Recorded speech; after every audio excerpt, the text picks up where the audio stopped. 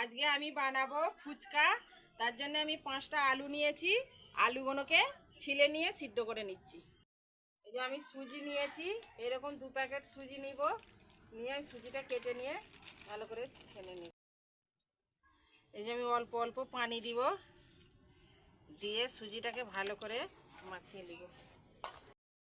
এই যে আমি এই 200 সুজি ডো তৈরি করে নিয়েছি। একে আমি 10 মিনিট চাপা দিয়ে রেখে দিব। এই যে বন্ধুরা, আমি সুজিটা মেখে রেখেছিলাম, আধ ঘন্টা হয়ে গেছে। আমি 5টার ডো তৈরি করে নিচ্ছি, রুটির মতন বেলে নিব।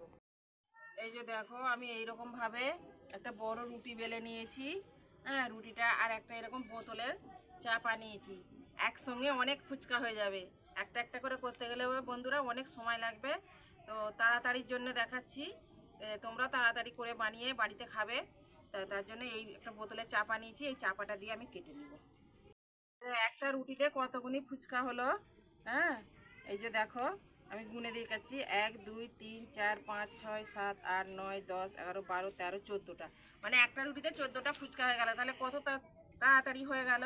তার জন্য এরকম দেখাচ্ছি, তোমরা বাড়িতে বানাবে। আমি 200 গ্রাম সুজি নিয়েছি, আমার 200টা ফুচকা হয়েছে। এই যে ফুচকাগুলো আমি কেটে নিয়েছি, একটা একটা একটা একটা একটা হয়েছে। এবারে আলুর চোখাটা বানিয়ে নিব। আগেই দেখতে দিয়েছি, আলু সিদ্ধ করে নিয়েছিলাম।